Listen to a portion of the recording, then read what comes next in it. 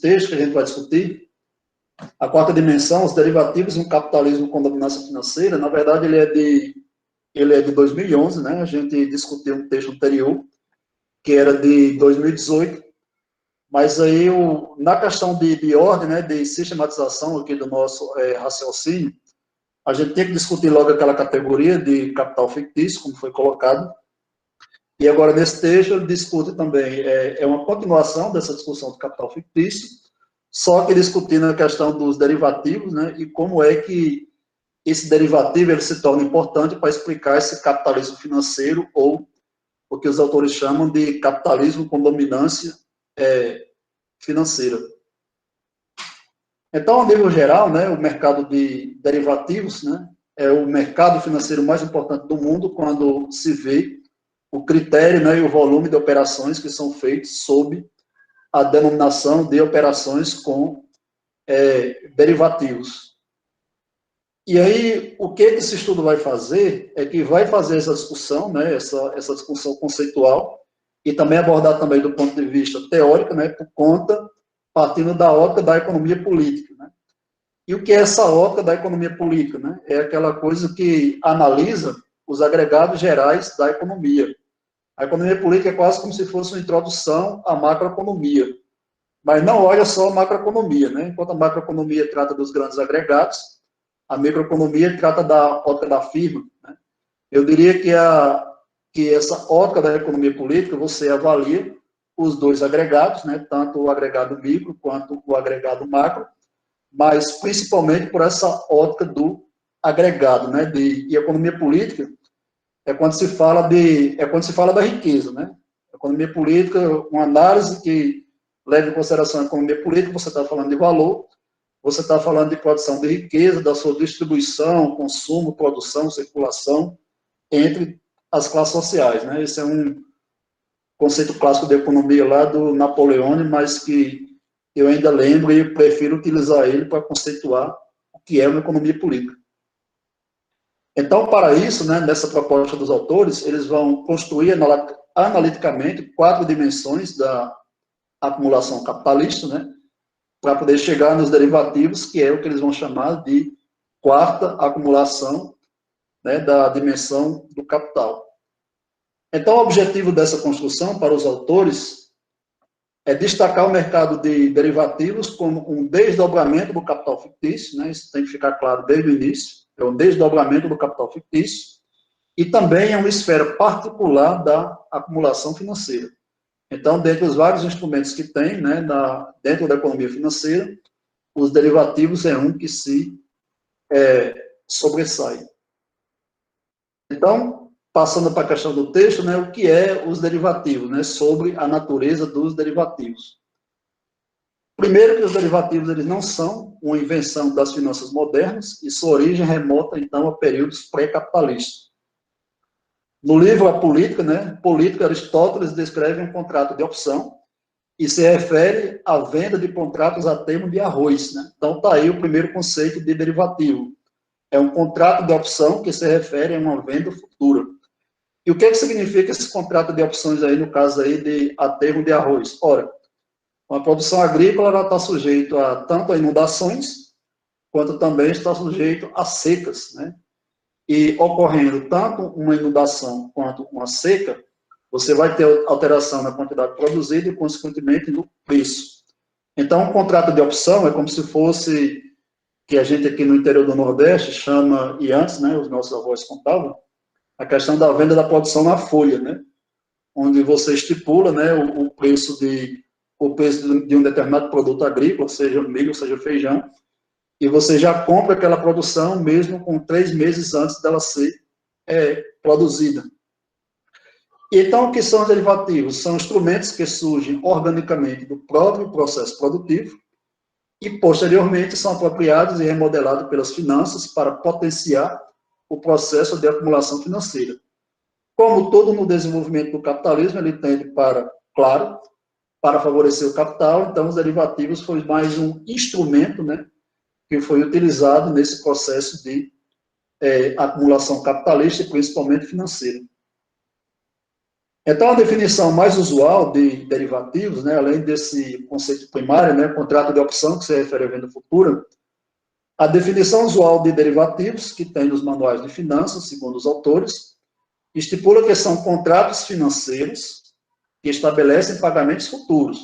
Veja, contratos financeiros que estabelecem pagamentos futuros cujo valor deriva de um ativo, de um instrumento financeiro ou a ocorrência de um fenômeno. Então, nesse sentido, também esse contrato de derivativo é como se fosse também, no primeiro momento, um contrato de seguro. Né? Mas não só isso, o contrato de seguro é apenas um dos tipos de derivativos. Uma característica importante de uma operação de derivativo é que ela representa um jogo de soma zero, onde os ganhos e perdas, né, são iguais. Ele coloca uma situação que diz o seguinte: então, se por acaso eu sou um grande produtor, por exemplo, de soja, né, e eu faço um contrato de derivativo, normalmente é um contrato de hedge, e eu quero fechar, né, o preço de acordo com a cotação do câmbio atual. Porque o que acontece? Daqui a 3 a 4 meses, quando eu for entregar essa produção, esse câmbio se desvalorizar, então eu vou ter uma perda monetária muito grande em moeda nacional, por exemplo, o real. Mas aí, do outro lado, que está na ponta da operação, também faz um contrato. Então, quase que o contrato inverso. Então, o que significa? Se um ganha, né, o outro perde. É por isso que essa característica dos derivativos representar um jogo de soma zero. Mas isso é a natureza, né? Nem sempre é o que vai acontecer. Então, adentrando para melhor entender os derivativos, deve atentar para 3 motivações que levam os agentes a operar com esse derivativo. Então, ele cita as operações de hedge, as operações de arbitragem e, a mais famosa de todas, a especulação. O que é um agente de hedge, né? Um contrato de hedge? Tem como motivação cobrir os riscos de suas atividades no mercado à vista. Para esse agente, a operação de derivativos tem caráter compensatório, na medida em que seu resultado cobre perdas ou compensa ganhos de atividade no mercado à vista. O exemplo é um grande exportador de soja, né? Ele faz um contrato de hedge, né? Onde ele quer assegurar que quando ele entregar essa produção, daqui a 2 ou 3 meses, por exemplo, o valor cotado esteja na quantidade de X reais por tonelada de soja. E como a gente sabe que a soja é uma commodity, né, é um produto que tem um preço cotado internacionalmente e em dólar, então esse contrato ele cobre esse produtor de ter uma perda decorrente dessa variação cambial, por exemplo. Já as operações especulativas com derivativos são aquelas cuja posição do agente não tem correspondência no mercado à vista, ou seja, no momento em que ele faz essa operação, logo assim eles estão expostos ao risco de variação de preço ou ocorrência de eventos. Então, o que é essa operação especulativa? É uma aposta, né? Então, o cara aposta que a economia brasileira está muito turbulenta e que, por exemplo, não vai se recuperar. E esse movimento que está aí do dólar, da cotação do real, né, se valorizando, aliás, né, o dólar, o real se desvalorizando em relação ao dólar, isso vai parar, mas aí um especulador pode apostar, não vai parar, né, vai aumentar.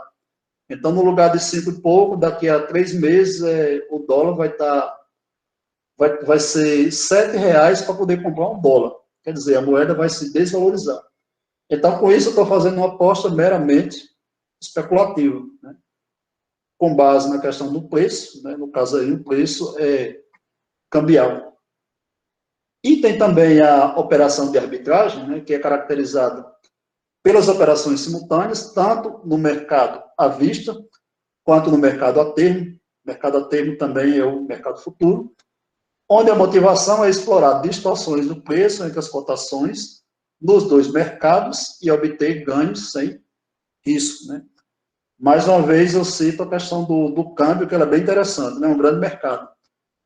O cara ele pode fazer uma operação cruzada, né? Ele pode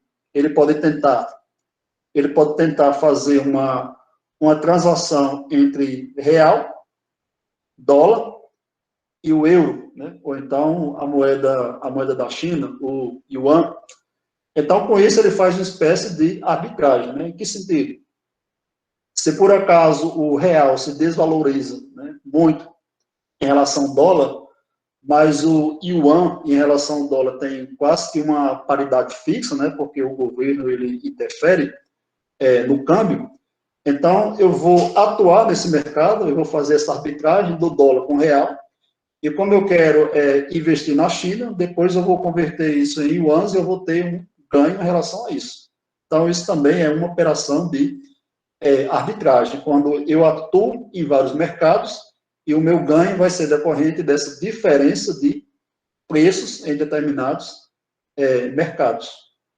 E aí tem essa diferença que eu achei interessante, né, colocar aqui, que diferente de uma operação especulativa, onde o resultado da operação é conhecida exposto, né, eu não sei se o dólar vai, eu não sei se o dólar vai se o real vai se desvalorizar muito em relação ao dólar, eu não sei, possa ser que não. Possa ser que aconteça algum evento e se por acaso eu pensar que vai bater R$7 um dólar, pode acontecer o inverso, né? Pode acontecer um evento que o real se valorize e passe a valer 4,50 em relação ao dólar. Mas aí isso é uma operação especulativa. Na operação de arbitragem, antes, né? Então eu sei o valor que está hoje do dólar, a cotação do dólar em relação ao real e a cotação do dólar em relação ao yuan e a cotação do yuan em relação ao real. Então, se por acaso eu conseguir obter um ganho nisso, eu vou fazer isso de imediato. Eu vou atuar na bolsa, no mercado e vou obter esse ganho. Então, essa motivação é responsável pela transmissão de preços entre o mercado à vista e o mercado futuro. Quer dizer, esse tipo de operação, né, de arbitragem, ele também interfere tanto no mercado à vista, no momento, quanto no mercado futuro. Dependendo do quê? Dependendo do volume de operações que estão sendo realizadas nesse momento, que pode alterar o preço, tanto do mercado agora, quanto no mercado futuro, né? Que futuro pode ser no outro dia, né? Quando se fala de futuro no mercado financeiro, não é coisa de uma semana, não é coisa de 2 meses. O futuro sempre é de curto prazo. E esse curto prazo no mercado financeiro pode ser menos do que isso.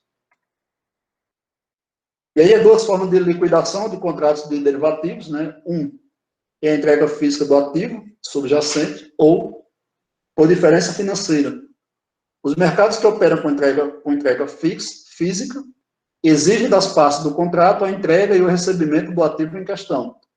É o caso, por exemplo, do exemplo lá do produtor de soja. Né? O cara produz soja e está vendendo e está exportando soja para uma empresa nos Estados Unidos ou na China, que vai produzir óleo e ração de animal. Então, o cara vai querer um produto. Né? Então, tem uma operação nisso aí. Então, dependendo de como foi estabelecido esse contrato, geralmente um hedge, né, vai ter a entrega física da produção.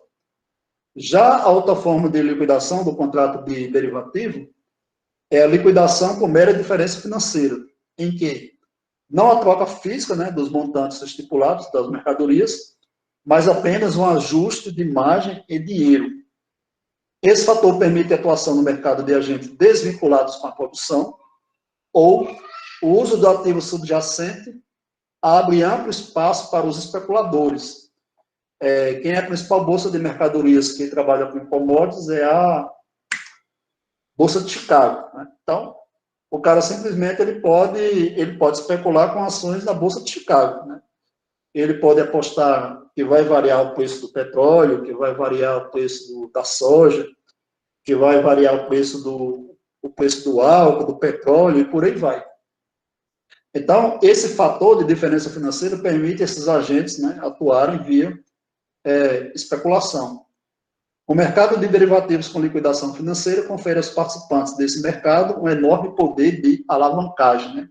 O que é isso, alavancagem? É aquele ganho com a operação de ações. Né? Quando o cara está especulando, tá comprando muito, né? Tá comprando muitas ações da baixa para poder vender na alta, né? Ele está fazendo isso. Então, isso é um processo de alavancagem, quando você tem uma valorização financeira de determinado ativo. Então, o que significa isso? A diferença entre a entrega física e a entrega por diferença financeira. Que no que diz respeito à esfera financeira, o cara está só especulando. Eu estou especulando no mercado de soja, mas eu não produzo soja. Eu estou fazendo uma aposta no preço desse produto que vai cair por conta, digamos assim, que aconteceu uma grande seca no Brasil, né? Aconteceu uma grande seca no Centro-Oeste, isso vai impactar a produção de soja no Brasil, vai ter uma queda de 30%. Então, se tem uma queda de 30%, e a oferta, né, dessa mercadoria vai permanecer constante, então vai ter uma expectativa aí de aumento de preço, algo em torno de 20% ou até 30% para compensar a perda. Então, eu posso fazer isso simplesmente com base nessa informação. Então, eu atuo de forma especulativa e faço essa alavancagem.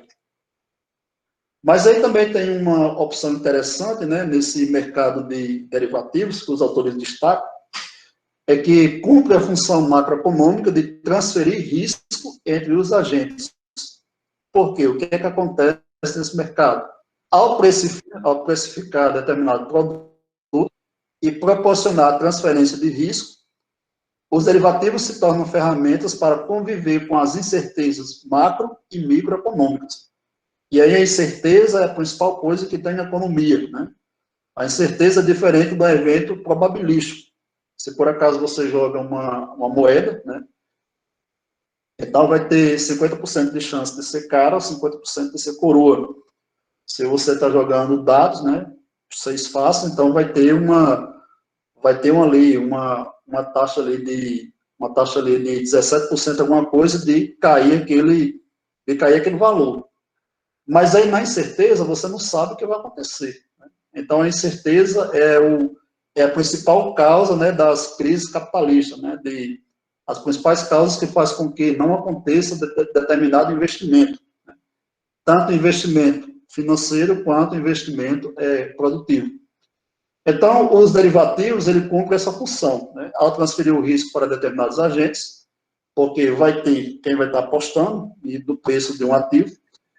Então, isso cumpre um papel de estabilização no mercado e atenua, então, assim, a transmissão da estabilidade financeira à esfera da produção. Então, você tem esses agentes que vão assumir o risco, né, de um ganho ou de uma perda financeira, então a produção ela pode acontecer sem maiores transtornos.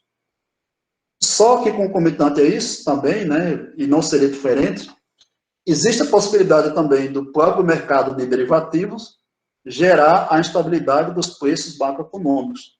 Por quê? O que acontece? Eles podem resolver problemas de eficiência microeconômica e agravar problemas de estabilidade macro. O que significa isso? Mais uma vez, quando eu estou falando do nível microeconômico, eu estou falando de uma firma, né? Ou, por exemplo, eu estou falando de uma família, né? Eu estou falando assim de agentes que fazem parte do sistema.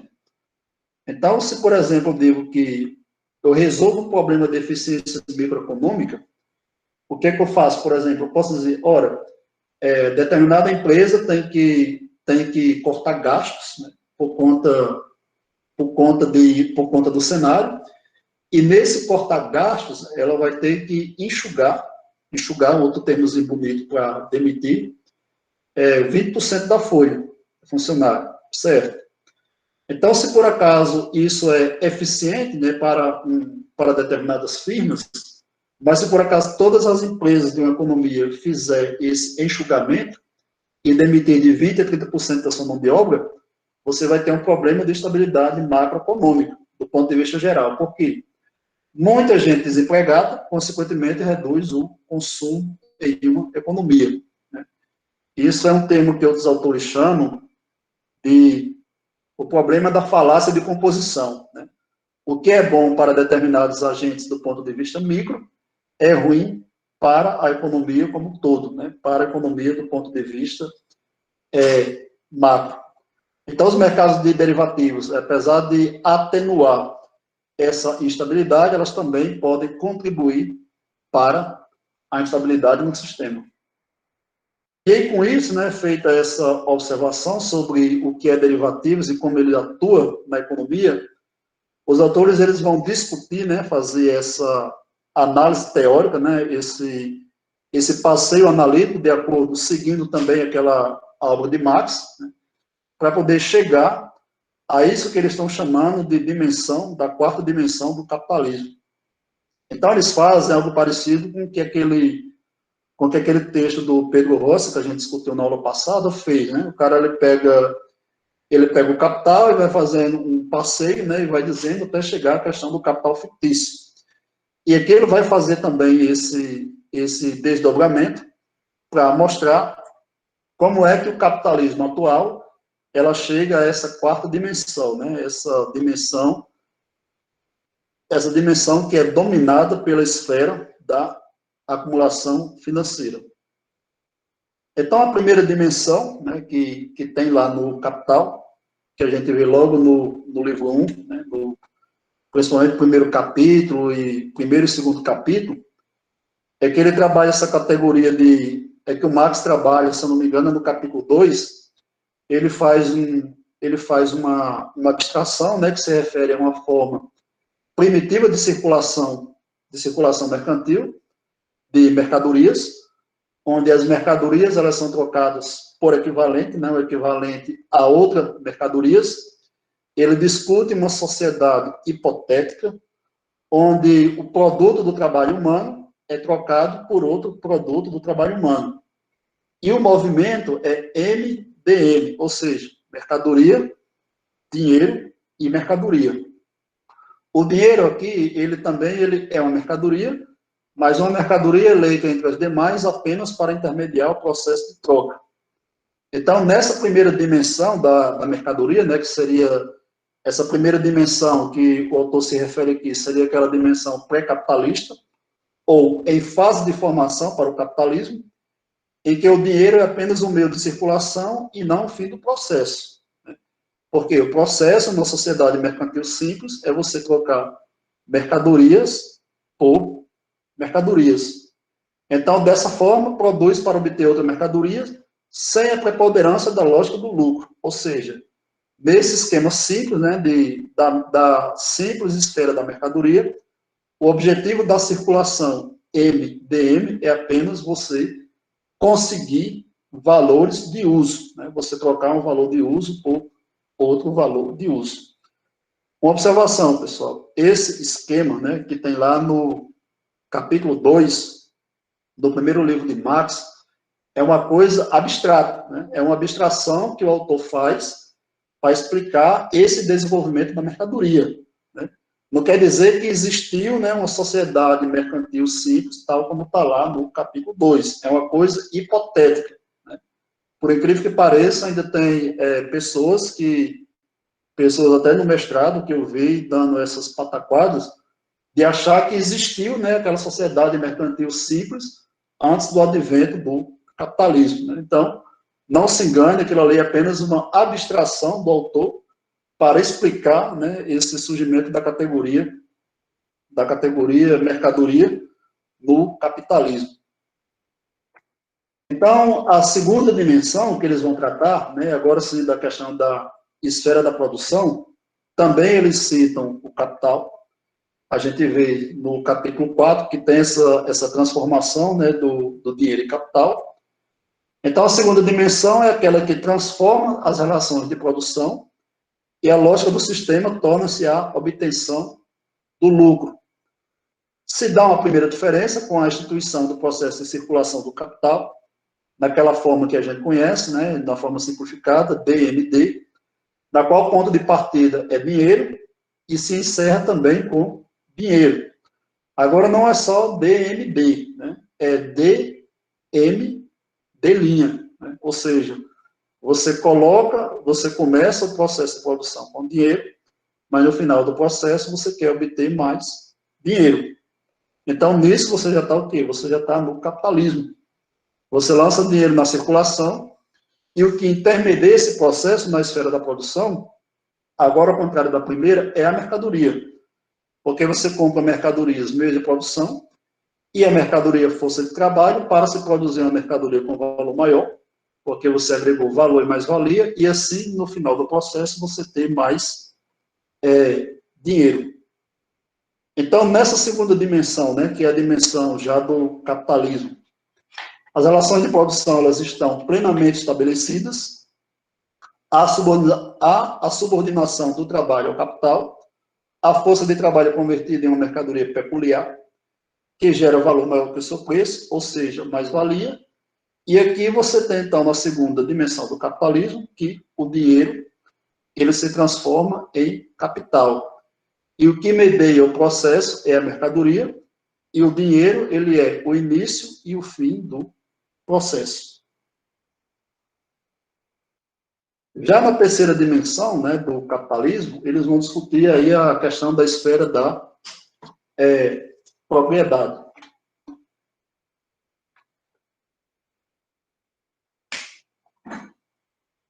E o que é que eles vão dizer com isso? Que o primeiro elemento para constituir o que eles vão chamar de terceira dimensão é a ocorrência da valorização do capital sem a mediação da produção de mercadorias, né?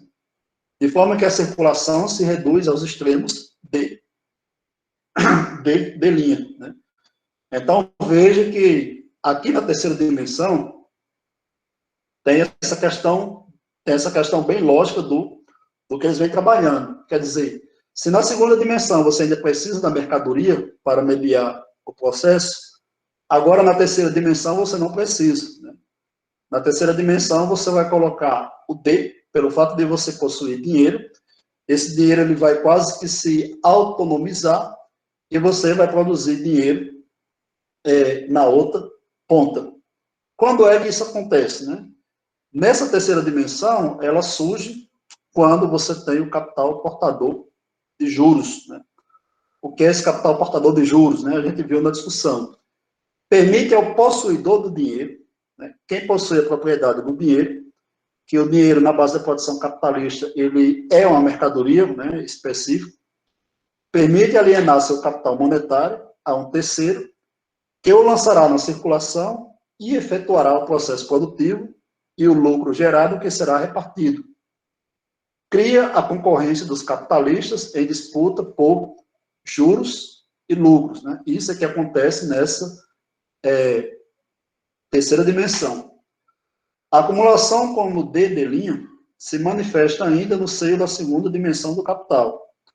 Ademais, autonomiza-se e se consolida no momento em que a dominância das finanças passa a subordinar a dinâmica da acumulação primitiva. Em Marx, né, aqui no livro 3, a esfera de' apresenta condições de subordinar o capitalista industrial na medida em que a centralização e a concentração do capital se dão sob a tutela de bancos. Né? É aquilo que o Hilford coloca, né? Surge o capital financeiro, que é o capital financeiro. É a fusão do capital bancário com o capital industrial. Nessa etapa do capitalismo, né, que já é aquele capitalismo monopolista, surgem as grandes empresas, né, surgem as sociedades por ações, e aí o detentor do dinheiro, né, que vai investir na sociedade por ações, ele vai investir dinheiro, adquirindo ações, e simplesmente daquele investimento, daquele dinheiro, ele não vai ter mais nada a ver com o processo de produção, ele vai investir dinheiro para, no final de determinado prazo, ele ter o seu D'. Então, nisso, né, também tem desse D', uma ampla literatura fundamentada nas contribuições de Marx, né, e também de Keynes, descreve a dominância das finanças no processo econômico e nas mudanças do capitalismo contemporâneo. Esses autores promovem, então, a ideia de dominância financeira, ou seja, um capitalismo dominado pelas finanças ou simplesmente financiarização. Um capitalismo dominado pelas finanças, né? Significa que a lógica produtiva ela vai estar subordinada, primeiramente, à lógica financeira. E aí, quando foi que esse negócio surgiu, né? Que a lógica financeira passou a dominar a lógica produtiva. Historicamente, né, os autores pontuam, mas não discutem, que não é o objetivo deles, esse regime de acumulação financeira, ele tem um processo histórico com a desregulamentação dos mercados e com o processo de liberalização financeira no nível nacional e internacional, sob a égide do que se convencionou denominar por neoliberalismo, né, que surge a partir de meados dos anos 70, após o colapso do acordo de Bretton Woods. Né? Eu não sei se vocês já discutiram esse acordo de Bretton Woods, né, em história econômica geral, mas que pelo menos em economia internacional e economia monetária, essa discussão ela é feita, né? Mas o acordo de Bretton Woods, em linhas gerais, foi aquele acordo que teve após o fim da Segunda Guerra Mundial, que prevaleceu até 1973, que ele permitia um sistema de paridade fixa, né? Tinha forte intervenção do Estado na economia, né? Era a época de espalhamento do Fordismo, né?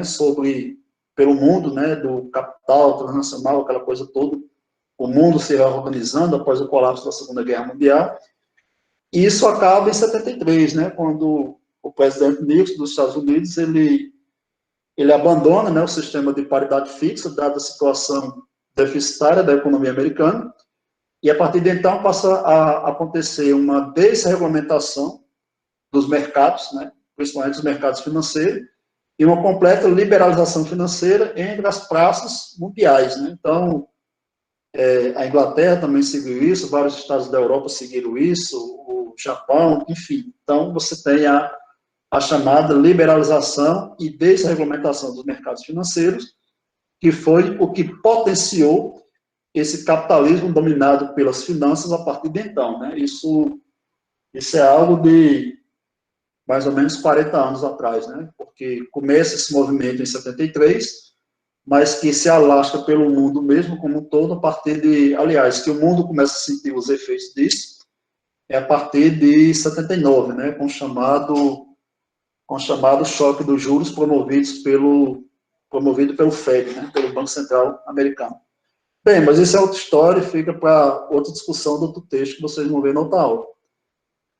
Então, como marca central, né, dessa terceira dimensão capitalista, a lógica da valorização patrimonial acaba por subordinar a esfera da produção aos seus interesses, e a dinâmica dos ganhos de capital impõe seus interesses e controla o comportamento da esfera DM de'.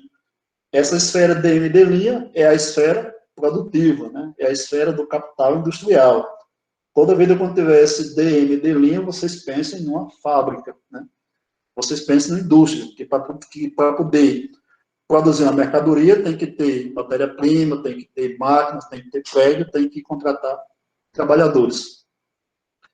Então, no capitalismo dominado pelas finanças, a esfera financeira ela é relativamente dissociada da esfera da produção e tende a exercer sobre ela uma relação de dominância. No período da hegemonia das finanças, os mercados de ações, então, passaram a ter um poder crescente para fazer seus interesses prevalecerem e obtiveram a capacidade de coordenar as decisões das corporações. Nessa terceira dimensão do capitalismo, a corporação, né, a grande empresa, fica obrigada a adotar estratégias e construir os incentivos na empresa para maximizar dividendos e aumentar o seu valor patrimonial. Então, se por acaso uma grande corporação ela pensar que determinado lucro, né, vai ser que ela vai ter que partilhar menos dividendos porque vai ter que investir na aquisição de máquinas para modernizar o setor produtivo e etc. e tal, essa empresa ela vai ter um baque, né, nas suas ações. Né? E a valorização das ações é importante para a capitalização das empresas. Então, devido a essa lógica, o que acontece é que algumas empresas elas podem priorizar essa distribuição de dividendos, esse ganho financeiro, ao invés do ganho tecnológico. Né? Isso a gente vê, por exemplo, hoje, né, quando você vê que tem essa disputa aí, né, essa briga aí do 5G, né, que seria uma espécie de quarta, quase entrando na quinta revolução industrial, entre a China, né, e os países da Europa e os Estados Unidos, né? Quer dizer, se na China prevalece uma lógica mais produtiva, né, então esse investimento tecnológico, né, esse investimento na produção, ele é mais forte do que simplesmente o investimento financeiro, que é a lógica que prevalece na economia americana e na economia da União Europeia, né? Isso é só um exemplo, né, que pode ser entendido de como essa dominância financeira, ela, de certo modo, ela atrapalha, né, o investimento tecnológico das grandes corporações. Não impede o investimento, mas atrapalha, né? Uma coisa que no futuro dá um baque na competição das firmas no mercado global. Então, chegamos à quarta dimensão, né, que essa quarta dimensão é a esfera dos derivativos. Os derivativos tratam dos riscos associados à passagem do tempo, ou melhor, eles reduzem a incerteza econômica a riscos probabilísticos e negociam esses riscos em um mercado particular. O mercado particular, a gente sabe que é a Bolsa de Valores. Os derivativos são uma exclusividade da quarta dimensão do capitalismo. Por quê? O que a gente tem? Na primeira dimensão, não são exclusividade da quarta dimensão. Na primeira dimensão, eles já estão presentes, eles se inserem para garantir a circulação da mercadoria em determinado preço. Na segunda dimensão, os derivativos funcionais à lógica capitalística, porque aparecem nas várias etapas da produção de mercadorias, né? Seja na contratação da força de trabalho, seja na aquisição de matéria-prima, ou seja até na garantia do preço final do produto. Na terceira dimensão, os derivativos eles são usados fundamentalmente para garantir a rentabilidade do capital, ou seja, você tem um contrato de crédito, você tem um mercado de título e de ações, né, que estão sempre sujeitos à incerteza do processo de valorização do capital. Então, com isso, você tem os derivativos, eles estão presentes também, principalmente na terceira dimensão, mais do que na segunda e mais do que na primeira. Só que na quarta dimensão, esses derivativos, ele assumem uma função inerentemente especulativa. Né? E o que significa essa função meramente especulativa? O texto diz que pode ser pensado em cada uma das três primeiras fases, no entanto, vai ser nessa quarta dimensão que ela toma uma forma preponderante a ponto de subordinar as demais esferas da produção. E aí, o que acontece? Os derivativos, eles tornam, então, a locomotiva de valorização da riqueza, quando os mercados a termo assumem a prerrogativa da formação de preços, né, atual. Veja só. Então, se especula tanto no mercado de derivativos, que vai ser o resultado dessa especulação, ou da expectativa de valorização de determinado ativo, que vai determinar o preço desse ativo no mercado à vista, né, no presente. A nova forma de acumulação proporcionada pelos mercados de derivativos tem uma particularidade fundamental. Ela independe do investimento inicial para o processo de valorização. Nesse estágio, o capital fictício assume a sua forma mais abstrata. Se antes a fórmula de valorização do capital podia ser denotada por D', onde o D' é o D mais o delta D, propõe-se que na esfera dos derivativos, a forma de valorização do capital pode ser denotada simplesmente como delta D asterisco. E o que isso significa? Né? O delta D asterisco propõe evidenciar, de um lado, a inexistência de capital prévio, o D, porque você está especulando, e, de outra forma, o asterisco busca denotar uma diferença na natureza do ganho da operação. Quer dizer, para você operar no mercado de derivativos, você não tem que ter aquele produto, né? No caso do exemplo lá que a gente citou da soja. Um contrato de derivativo ele pode encerrar de forma física, né, quando atua, né, o produtor e o consumidor final. Então, quando se entrega a mercadoria, você elimina o contrato. Já no sistema financeiro, né, você não tem aquela mercadoria, você está especulando com o valor que aquela mercadoria pode ter ou não. E aí, quando se diz que você não tem o capital prévio, né, utiliza aquele termo que a gente vê muito em filmes, né, o cara, e também na literatura diz isso, né, na literatura que eu digo, na literatura teórica, né, desse texto que a gente lê. O agente financeiro, ele atua a descoberto. Né, a descoberto, ele está simplesmente especulando. Isso a gente vê muito também em filme, né, o cara trabalha num grande banco, ele é responsável por fazer, né, investimentos de determinada carteira, e aí ele tem, por exemplo, uma meta mensal, ele tem uma carteira de 2 milhões, por exemplo. Mas aí, como ele atua nesse mercado especulativo, ele pode fazer transações, né, de até 10 milhões. Né? Se por acaso ele ganhar, bem, né, e geralmente ganha, porque eles conhecem o mercado, mas o que que significa? Ele fez a operação com 10 milhões, só que ele só tinha na carteira para investir 2 milhões. Então, o que é isso? Simplesmente especulou, né, com determinado ganho de ações, e o asterisco foi a diferença da natureza do ganho dessa operação. Então, comprou e vendeu, no final teve o ganho, né, o ganho financeiro, o ganho. Então, isso é diferente, por exemplo, da segunda dimensão, que para poder você ter o D', você tem que passar pelo processo produtivo. É diferente da terceira dimensão, do capital portador de juros ou do capital a crédito, que você tem que ter o dinheiro para poder conseguir D'. Então, nessa quarta dimensão, não precisa ter o dinheiro. Né? Você pode operar a descoberto. Só que, claro, né, para infelicidade geral da nação, quem faz isso não é o cidadão comum. Não sou eu, não sou você, não é a sua pequena empresa, não é o seu pequeno negócio. Quem faz isso são os grandes bancos, as grandes corporações, né, os grandes players, né, do mercado internacional, né, as pessoas detentoras de grandes fortunas. Né. Por exemplo, o George Soros, né, que vocês já devem ter ouvido falar. Esse cara, ele atuou contra, eu não sei se foi em 2001, foi em 2002, ele apostou contra a libra esterlina, né? Ele disse que a libra inglesa ia se desvalorizar. Apostou uma fortuna, e por conta dessa grande aposta dele, realmente a libra se desvalorizou. E esse cara ganhou uma fortuna. Quer dizer, ele pode ter atuado também a descoberto.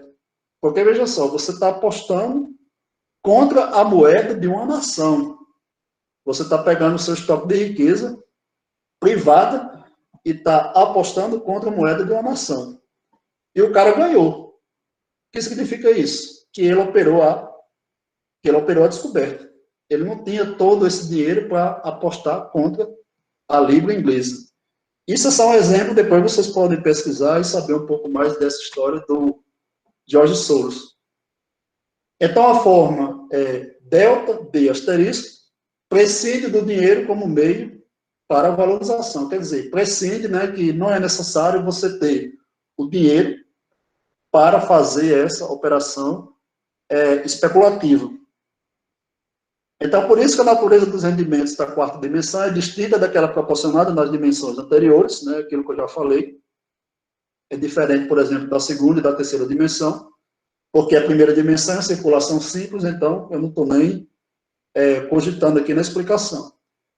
O ganho obtido pelo capitalista na segunda dimensão é o lucro derivado da mais-valia. Na terceira dimensão, o ganho tem origem como a valorização do patrimônio ou recebimento de juros.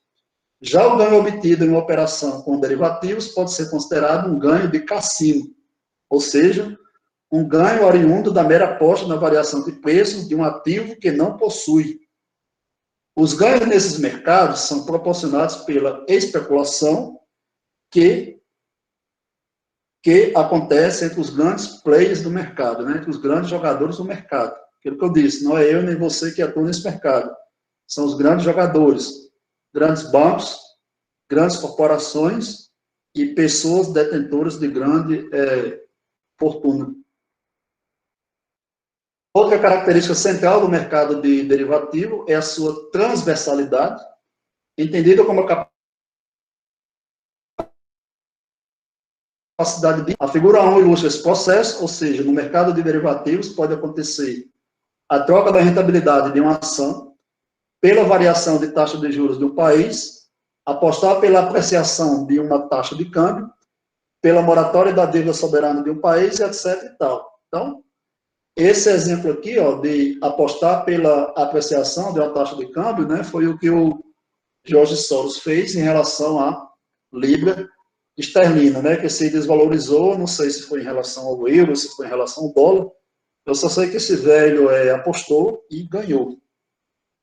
Então, veja só, está aí o mercado de derivativos, né, que ele pode ser, congrega o mercado de câmbio, mercado de juros, mercado de ações, mercado de commodities, mercado de crédito, de título, mercado imobiliário, mercado de divisas, mercado enésimo, ou seja, vários tipos de mercado, tudo pode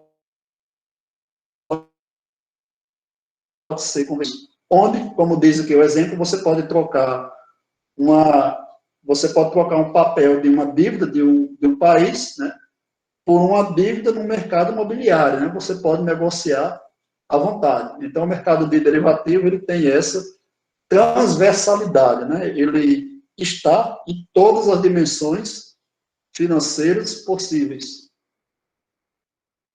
Esses mercados eles são altamente desregulados, né? Ou seja, não tem aquele controle, né? Tem aquelas, no caso daqui do Brasil, a gente tem a Comissão de Valores Imobiliários, né? Tem aqueles organismos que fiscalizam as bolsas de valores, mas muitas vezes aquilo é só para dizer que tem aquilo ali, né? Não é exercido um controle efetivo, como se deveria ser, já que por acaso o cara faz uma operação à descoberta e ele tem um ganho financeiro, né? Às vezes é aberto apenas um processo de investigação, mas que muitas vezes não dá em nada para determinada companhia. Às vezes um agente ainda é preso e paga alguma multa, mas não mais do que isso. Um contrato de derivativo não afeta o patrimônio das empresas, tampouco costuma constar nos balanços. Veja, é uma operação feita por fora, né? Não consta nos balanços. O cara faz uma operação por fora, especula com dinheiro que não tem. Pode-se realizar apostas sem necessidade de depósito de garantia, o que incentiva os agentes a entrarem nesses mercados altamente alavancados. E aí, no caso do Brasil, a gente tem um exemplo, né, que é era o tal do Ike Batista, né, que tinha um bocado de empresa e todas as firmas dele começavam com X, né. Então, ele fazia muito isso, né, ele operou também com fraude no mercado financeiro. Parece que acabou preso aí ainda umas semanas, ou uns meses, e depois teve que pagar uma multa, enfim, né, depois esse cara quebrou, mas ele fazia essas operações, né, com derivativos. O resultado dessa transversalidade, unida à elevada alavancagem, ou seja, alavancagem, ganho financeiro, né, de determinado produto financeiro, e aumento do volume de transações, é a precificação constante dos estoques de ativos financeiros. Ou seja, está sempre sendo precificado, né? Hoje pode ser um valor, né? Daqui a 2 ou 3 horas pode ser outro valor. Amanhã pode ser um valor totalmente diferente do valor de hoje, né? Pode ter uma alta, pode ter uma queda. Então, os derivativos, eles tornaram-se assim a locomotiva da valorização da riqueza, quando os mercados a termo, ou seja, os mercados futuros, assumem a prerrogativa da formação dos preços, né? E aí acontece essa distorção. Os preços à vista derivam dos preços futuros. Concluindo, então, até aqui, né, esse ponto, né, conceituando que é essa quarta dimensão. A quarta dimensão se consolida quando a lógica dos ganhos por apostas em mercados de grande liquidez e alta alavancagem é capaz de precificar bens e ativos centrais. Mercados de grande liquidez significa mercados com Dinheiro, né? Dinheiro, um produto que pode ser um produto, determinada ação, determinado título que pode ser facilmente trocado por outro. Isso é o conceito de liquidez. Tanto pode ser trocado por outro ativo, quanto pode ser convertido em dinheiro.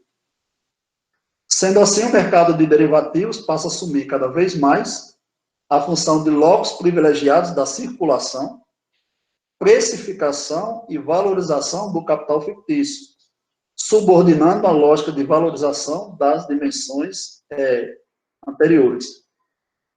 E aí, por último, isso tem um impacto, né, muito grande no capitalismo contemporâneo, né, que é onde a gente quer chegar, para poder se entender essa importância desses derivativos, né, e por que eles contribuem para explicar esse capitalismo altamente financiarizado.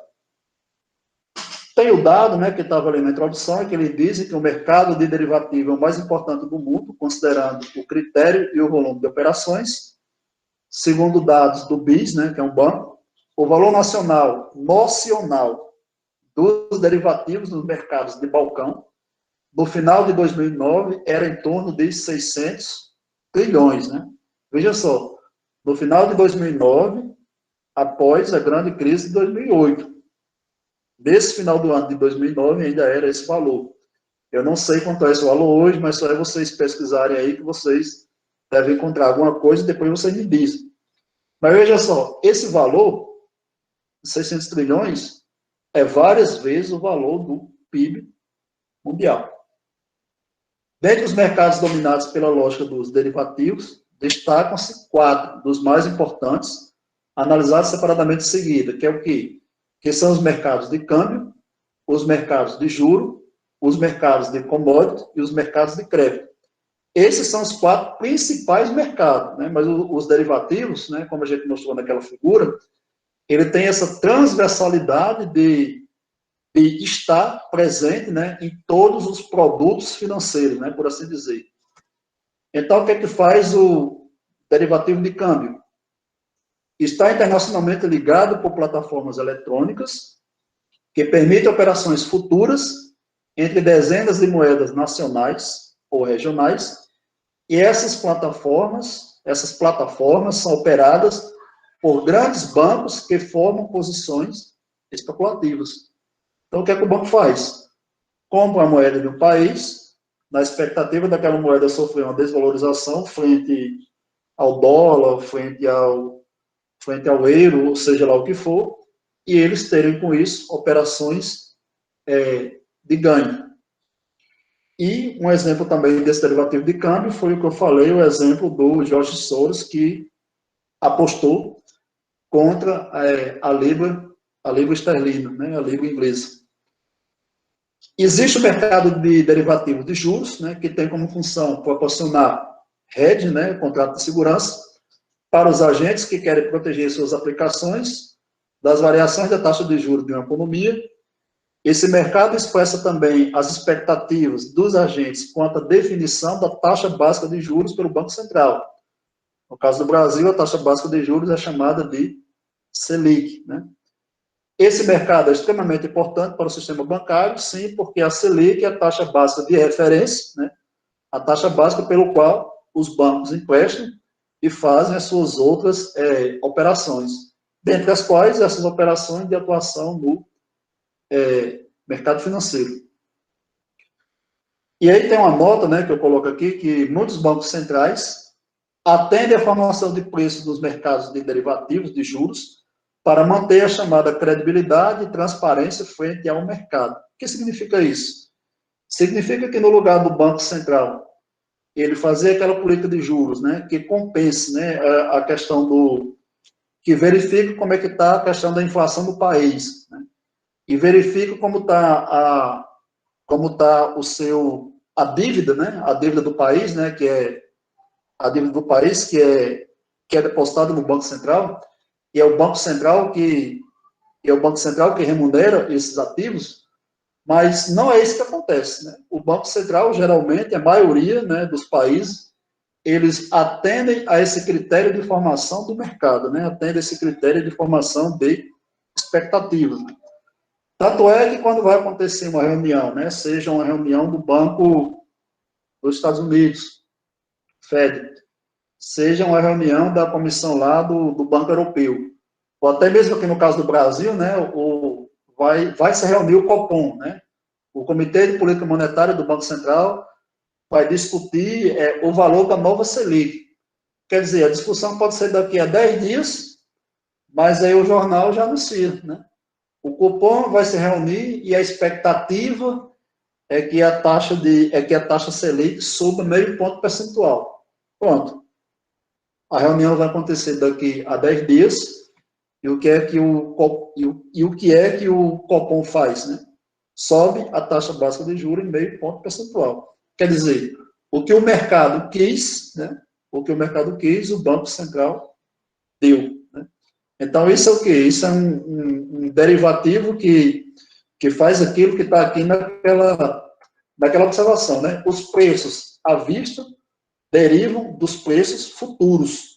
Então, se por acaso o mercado futuramente quer que essa taxa Selic ela aumente 0,5 ponto percentual, então o Banco Central dá esse aumento que já foi formado, essa expectativa no mercado. Existem os mercados, né, de commodities, né, que são outros mercados que são outros exemplos de dominância dos derivativos, onde os preços à vista são conduzidos pela especulação dos mercados futuros. E aí o principal, né, que cita aqui um exemplo que a gente é afetado por isso, é o preço do petróleo, né? O petróleo, ele é uma commodity. O que é uma commodity? É um produto, geralmente é um produto primário, mas não necessariamente precisa ser um produto primário, mas é um produto que tem a sua cotação internacional. Então, o que é que acontece? Se por acaso esse valor ele oscila muito, né, de acordo com a expectativa de valorização e de ganho dos agentes, isso tem um impacto na economia real muito forte. Qual é o impacto que tem na economia? De aumentar a trajetória da inflação. No período atual, a gente vê isso, que apesar da situação de desemprego e de crise na economia, né, a inflação está aumentando. Por que a inflação aumenta, apesar da economia estar em crise? Porque o petróleo aumenta e a nossa malha rodoviária. Então, o produto que a gente consome vem do Sudeste, às vezes o Sudeste consome produto aqui do Nordeste, por aí vai. Então, isso tem um impacto na economia real. E aí é um exemplo de como essa commodity, né, de como essa especulação do preço de uma commodity, ela afeta a economia real. E por último, do principal mercado, né, que trata, fala da questão do mercado de crédito, que também é afetado pela lógica dos derivativos, né? Quando está falando de lógica dos derivativos, leia-se da lógica especulativa, né? Da lógica de alavancagem financeira, de sempre querer ganhar. Além dos efeitos indiretos na formação da taxa de juros, podemos observar que, ao menos em economias centrais, há um impacto direto dos derivativos nesse mercado. E aqui o exemplo mais notável dessa questão aqui é a crise do subprime de 2008. O exemplo mais notável vem das condições que levaram a economia norte-americana à crise de 2008, onde ocorreu o boom de crédito, que inflou os preços de imóveis e de ações, e só foi possível pela pulverização de riscos do sistema através dos derivativos. Né? Posto que isso você não sabia, que o que causou a crise subprime foi os derivativos. E aí os autores dizem, né, não cabe aqui retomar a descrição da crise subprime, mas eles dão uma palhinha, que eu vou colocar no outro slide, mas convém destacar o papel central dos derivativos no processo que condicionou a dinâmica de preço na esfera da propriedade. E aí veja só essa crise do subprime, né, o que é que aconteceu? Os anos que antecederam a crise americana foram de multiplicação de derivativos de crédito no sistema financeiro. Então, isso tem filme que trata disso aí também, né? Existiam os CDOs, né, que eram os débitos de obrigações, né, das hipotecas, que é um tipo de produto estruturado cujo valor dependia do pagamento de hipoteca de diferentes perfis de devedores. Então, tinha devedor de alta renda e também tinha devedor de baixa renda. Os grupos de hipotecas eram empacotados nos chamados tranches e classificados pela agência de risco, né? Aquelas agências lá, né, estou lembrando aqui, Standard Poor's e outras. E aí eles classificam, né, o título em A maiúsculo, A maiúsculo, A minúsculo, e por aí vai. Então, o que aconteceu? Teve uma espécie de inovação financeira, né? É um exemplo da característica de derivativos em geral, essa de separar os atributos de um ativo para torná-lo vendável. Nesse caso, carteiras de créditos foram desmanteladas, reorganizadas e classificadas e vendidas como commodities em mercados de grande liquidez secundária. Vendido como commodities, né? Vendido como uma mercadoria que tem uma cotação internacional, nas várias praças financeiras. Então, o mercado americano vendia também lá na praça europeia e por aí vai, né? O efeito contágio mundial. E aí veja só a questão dos derivativos. Onde é que entram os derivativos nessa história? Para dar garantia aos contratos, né, de CDO, fez-se uso de um derivativo, os chamados CDS, que era uma garantia de crédito, né, ou seja, um seguro em caso de default do CDO. Se por acaso o CDO não desse certo, o agente ele estava segurado pelo CDS.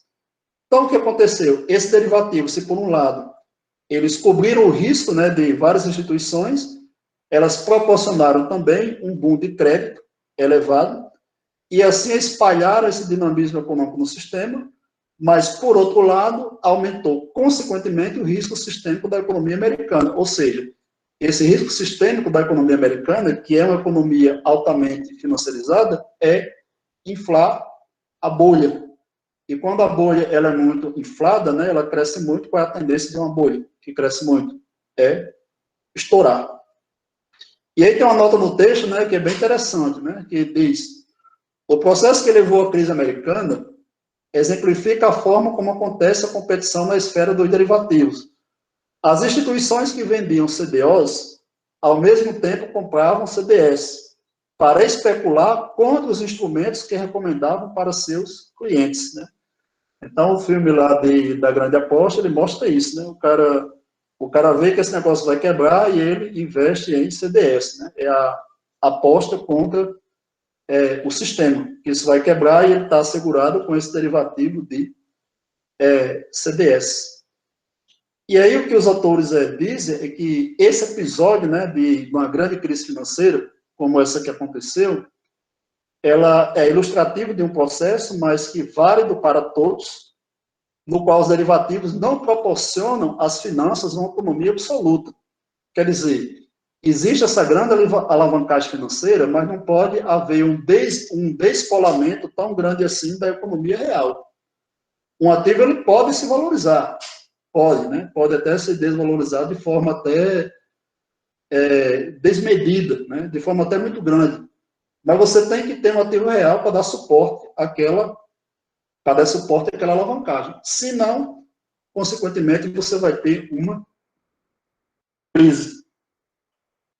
Então, das observações finais do texto, né, o texto ele destaca que esse papel exercido pelo mercado de derivativos no capitalismo contemporâneo, né, que é interessante a gente entender para compreender, né, quando vocês, por exemplo, virem jornal, lerem uma notícia e dizer, ora, por que é que nessa crise todinha, né, e a gente vê a notícia que o lucro do Banco Bradesco, o lucro do Banco Itaú foi o maior dos últimos 3 anos. Né? Como é que pode? Né? O que explica?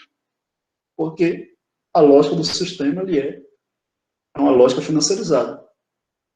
Os instrumentos financeiros, né, destacados dos derivativos, têm trazido diversas implicações para a dinâmica das economias capitalistas, né, tanto as economias centrais quanto as economias periféricas, de modo a constituir uma nova esfera da acumulação, denominada aqui pelos autores de quarta dimensão. Eu prefiro simplesmente dizer dinâmica da acumulação financeira. Né? Os autores, eles tratam esse nome aí de quarta dimensão, seguindo esse veio analítico aí que eles colocaram. Né? Então, porque existem 3 grandes inovações em relação às dimensões anteriores, então eles pontuam.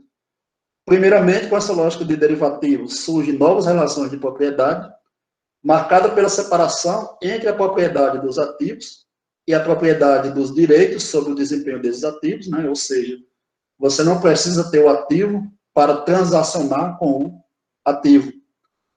Uma segunda alteração de respeito à natureza do ganho obtido nas operações, né, que é denominado aqui o ganho de cassino, né, aquele ganho meramente especulativo. E, por último, uma coisa que eles destacam, né, é essa relação de subordinação das demais dimensões à quarta dimensão, que consolida no momento em que a esfera dos derivativos se torna o locus central da determinação de preços à vista em mercado-chave, ou seja, mercado-chave nos principais mercados da economia. Então, a taxa de juros, né, básica da economia, ela é definida pelos derivativos, né, pela expectativa dos agentes. O preço de uma commodity essencial como o petróleo, ela é definida pelos derivativos. A questão da taxa de câmbio é definida pelos derivativos, né? Então, quando se fala nesse negócio de o mercado define, né? O mercado, ele trabalha para ele. Né? Então, nem tudo que está no... Então, não existe aquele ajuste automático do mercado, né? A mão invisível é uma falácia, né? A mão do mercado, ela é bem presente e ela é uma mão grande. Ela é uma mão grande. E por aí vocês entendam mão grande como vocês quiserem. E o quadro síntese, né, do que os autores trabalharam, né, tá essa parte aí, e as referências do texto do Carneiro, né, da quarta dimensão, os derivativos em capitalismo com dominância financeira, e que ele cita que esse texto ele é importante porque ele abre também um leque de estudos, né,